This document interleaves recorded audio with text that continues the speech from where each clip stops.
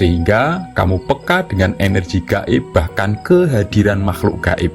Meskipun ada cara mengetahui dan melihat penampakan makhluk gaib dengan cara mudah tanpa harus membuka mata batin. Assalamualaikum warahmatullahi wabarakatuh. Salam sejahtera, salam rahayu untuk panjenengan semua.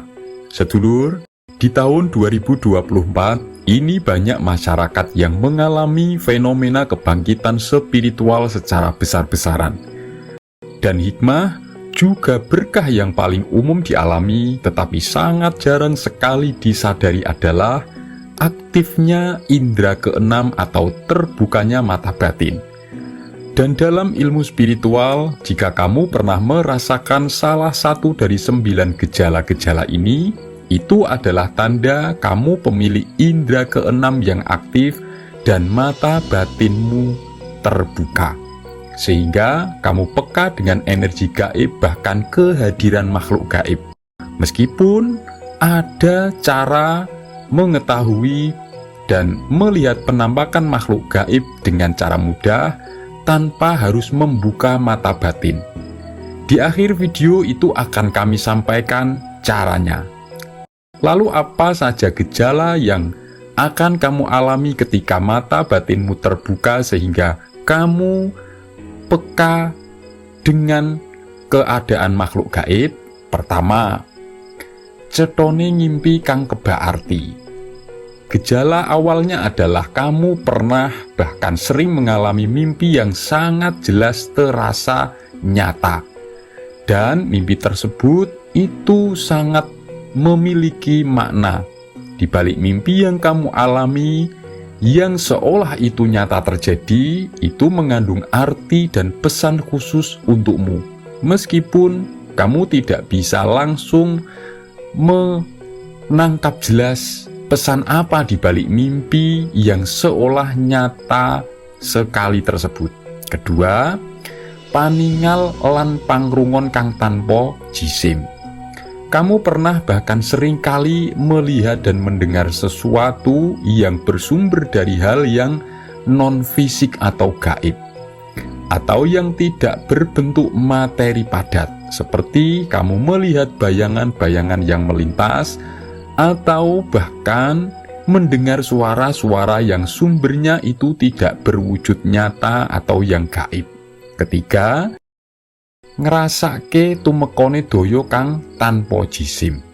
Kamu pun sering sekali merasakan adanya kekuatan yang datangnya itu bersumber dari sesuatu non-fisik atau yang gaib juga. Entah itu ada kedatangan makhluk gaib atau kedatangan energi atau kekuatan yang menandakan tentang pertanda terjadinya sesuatu di sebuah tempat. Itulah mengapa kadang-kadang kamu tanpa sebab di suatu tempat tiba-tiba merasa tidak nyaman. Ternyata di balik hal itu, di tempat tersebut setelahnya terjadi hal-hal yang tidak diinginkan. Yang keempat, pangrosone rogo saknaliko. Kamu sering merasakan sensasi pada tubuh dengan seketika dan tanpa alasan sebab musabab yang jelas. Contoh, kamu tiba-tiba sekujur tubuhmu itu merinding atau tiba-tiba kamu merasakan suhu yang panas atau tiba-tiba dingin. Contoh lagi, bagian tubuhmu terutama di antara kedua alismu itu mengalami kedutan terus-menerus. Yang kelima, ngrasake owahe doyo ing papan panggonan. Kamu bisa merasakan adanya perubahan energi di tempat sekitar atau di sekelilingmu. Ini adalah bentuk meningkatnya kesadaranmu. Kamu merasa semakin terhubung dengan lingkungan atau semakin terhubung dengan alam dan sekitarmu. Dan semakin itu kamu asah, itu akan semakin luas jangkauannya. Yang keenam, ngrasake kuwate pratondo lan kaweruh. kamu bisa merasakan adanya firasat, pertanda dan pengetahuan yang mendalam. Tentang apa? Tentang situasi, kondisi, atau sebuah kejadian. Contohnya ketika kamu mendengar cerita sebuah kejadian, kamu bisa tiba-tiba begitu saja tahu sendiri sebab musababnya. Atau ketika ada kejadian-kejadian di suatu tempat, kamu sebelumnya itu sudah merasakan adanya isyarat atau pertandanya. Dan itu pun spontan kamu alami tanpa kamu ingin mencari tahu. Yang ketujuh, koyo-koyo tahu ngalami kedadian kang podo. Kamu pernah bahkan sering sekali mengalami peristiwa atau kejadian yang seolah pernah kamu alami sebelumnya.